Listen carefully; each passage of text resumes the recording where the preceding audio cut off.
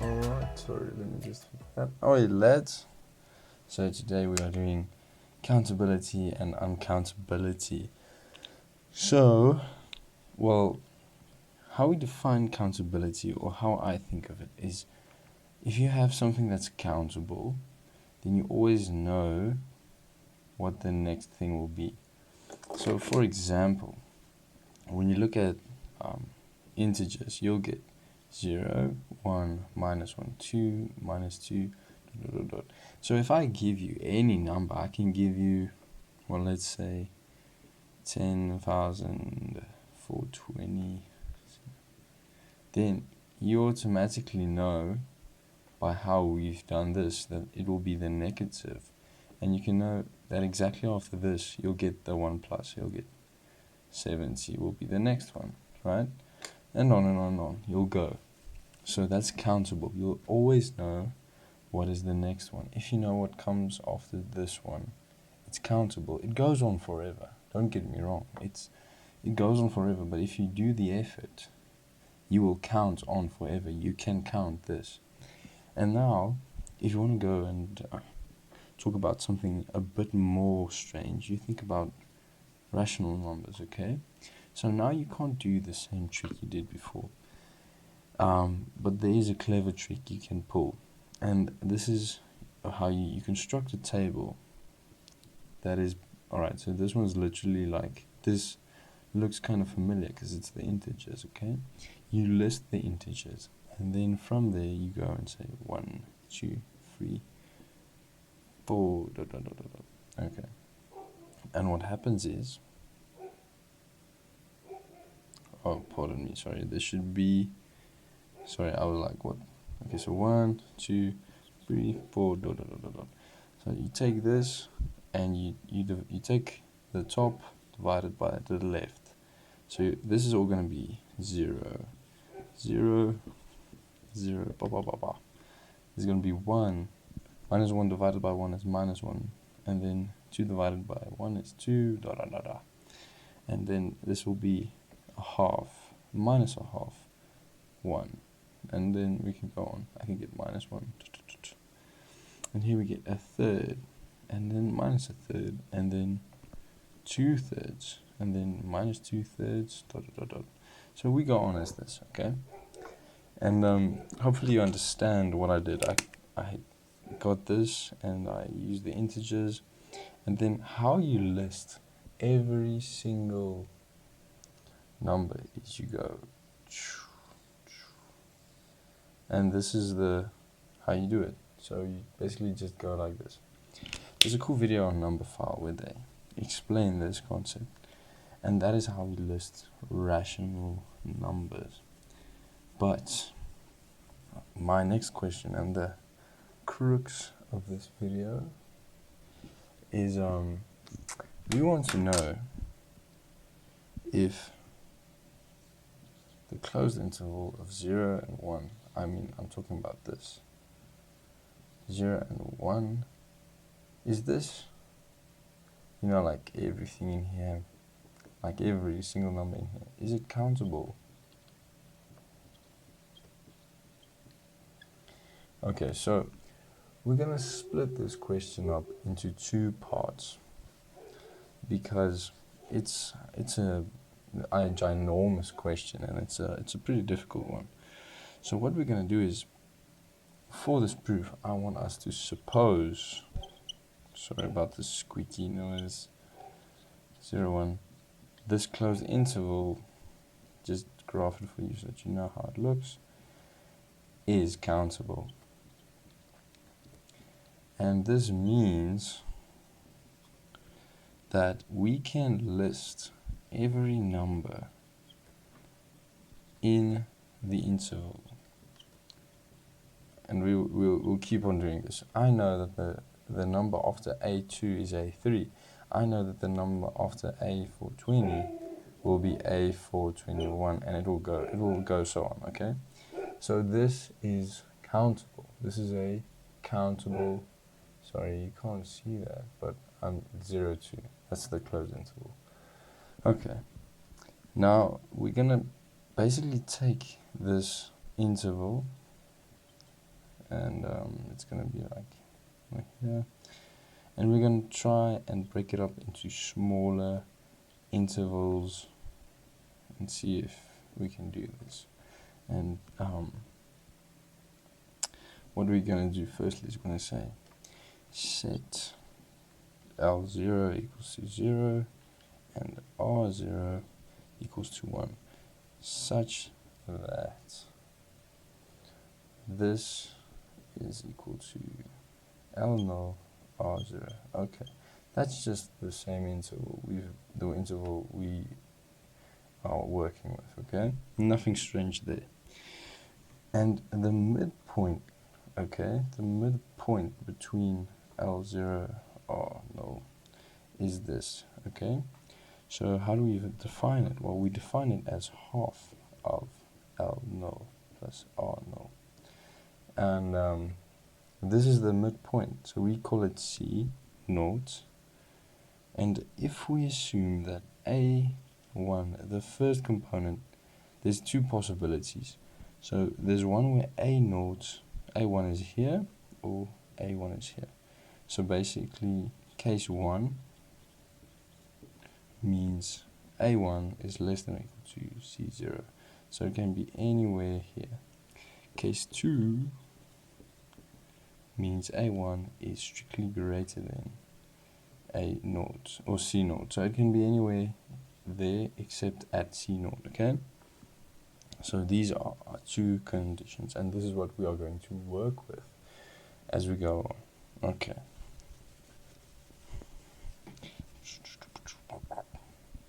So here we go. 0 and 1, C0. This is what did we say is this? L0, and this is right naught. Okay, so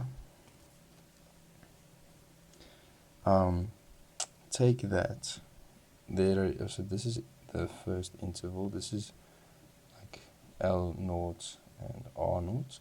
Now consider an interval L1 and R1 such that for L1, R1, A1 is not contained in this set. So it must be here somewhere or here somewhere. Now for our two cases again. Firstly, we look at if A1 is less than or equal to C0. Then we set L1 equal to L0 plus 2/3 R0 minus L0. And if you take this further, you'll get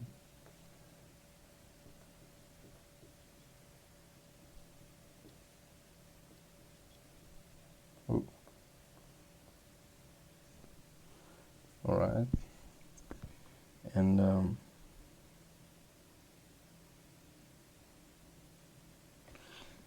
this basically becomes 2/3.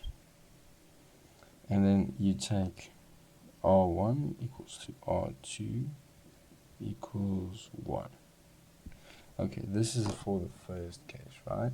For the second case, if we consider if A is greater than C0, and then we set similarly but not exactly the same, we set this equal to 0 and R1 equal to L0 equals 1/3 minus plus R0 minus L0, and this is equal to 1/3, and this is 2/3.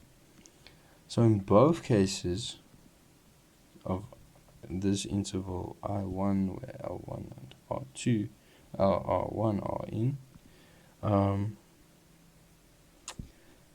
both do not contain A1. This is what we said.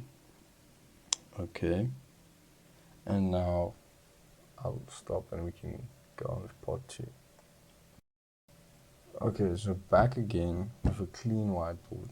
So what we did in the first part is we took the two cases and took an L1 and an R1 and found values for them. And in both cases we found values for them we found values for L1 and R1 where it is possible that A1 is not in the interval. That is what we did. So we basically found values for these where it is possible that A1 is not in the interval.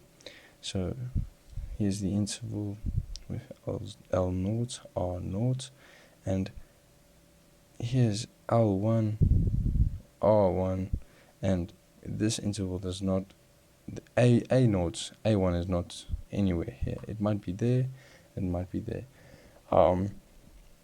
But then we say we're gonna try and get that for all intervals that is possible, we can't find an A1, meaning that for the interval 0 to 1, there is a number that we cannot count in the way we assumed we could, right? Because we said you can describe this as A1, A2, da da da da.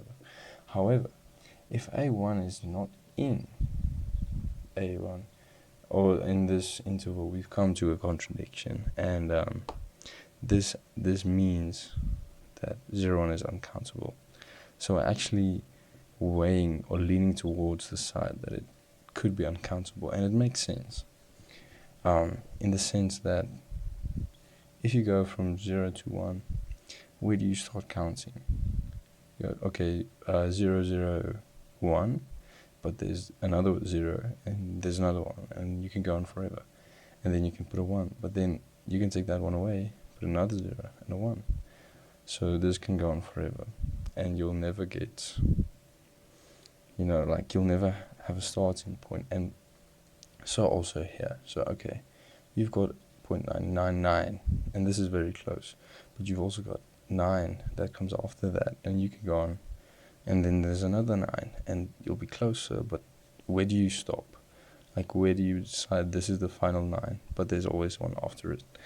So it's kind of intuitive, but the proof is not so intuitive. And well, what we say is, okay, so I1 is the interval, and we've already found in L1 and R1 such that A1 is not contained in it, and I can say I2 is L2 and R2. So if we continue with these intervals, we're going to exhaust all the intervals in 0 and 1 and find that A1 is nowhere to be found in this interval. Alright. And we then assume that there is an interval ik such that lk and rk exist, and A1 is not in here.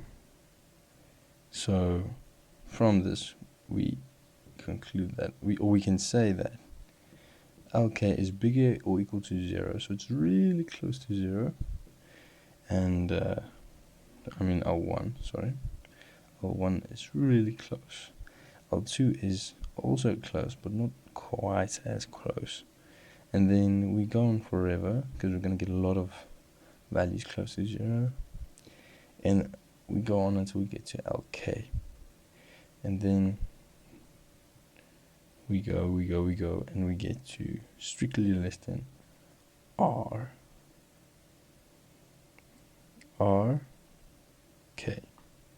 And this is less than RK minus 1, and this is less than R1, and this is less than or equal to 1. So in this case, A1 is not in interval 1, and it's not in A2 is not in interval 2, and so forth, until we get to AK is not in the interval K.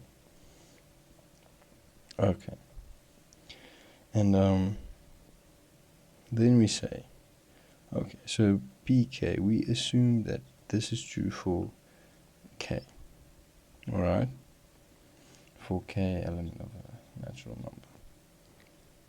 Okay, and P1 is true, because we prove that A1 is not in AK.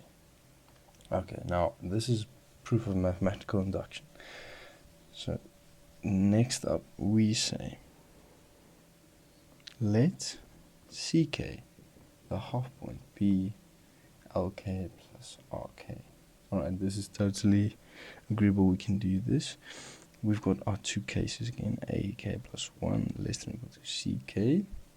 This case 1. We'll get something like lk plus 1 equals lk plus, can you see that? 2/3 rk minus lk, as we did before.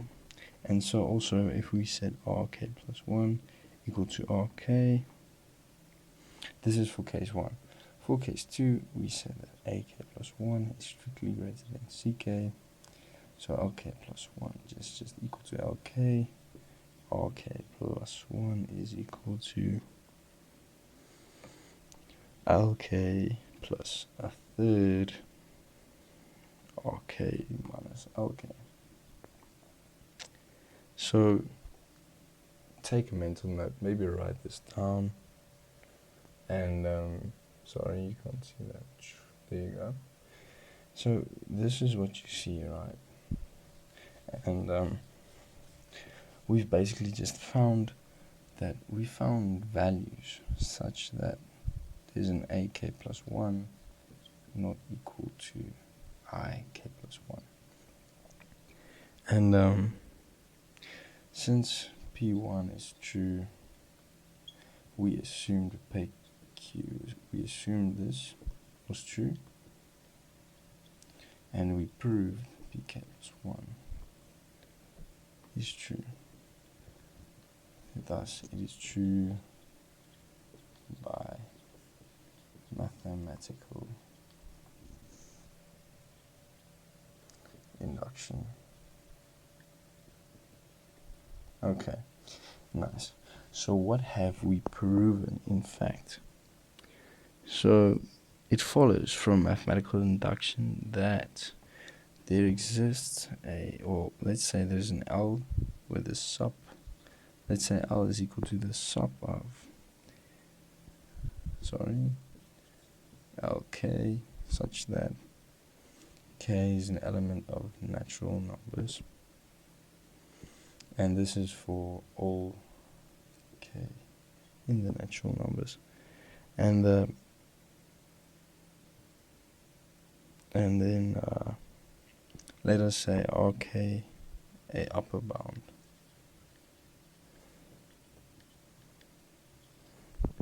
A upper bound for the sets.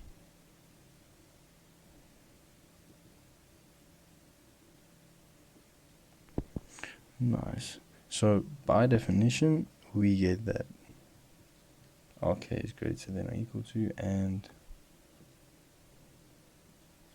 LK is less than or equal to L. So L belongs to the interval IK, right? But L can then not be equal to AK, because we have shown that AK is not in the interval K. It cannot be the same number.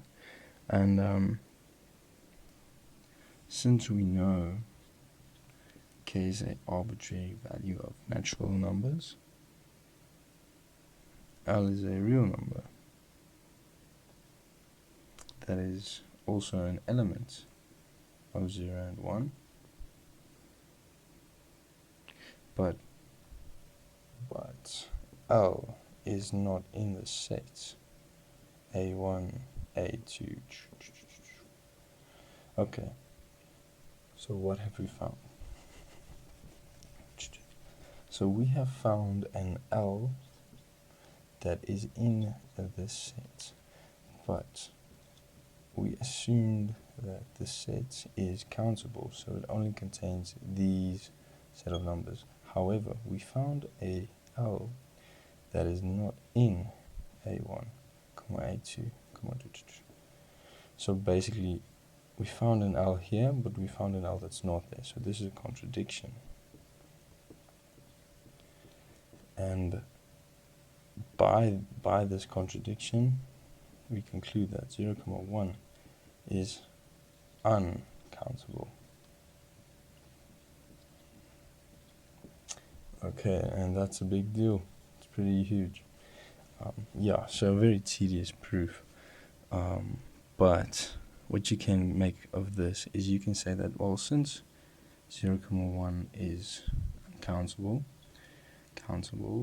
alright, and 0, or the interval from 0 to 1 is a subset or an element of the real numbers, it means that, or implies that, the real numbers are, or is, whatever, uncountable, and that's your proof.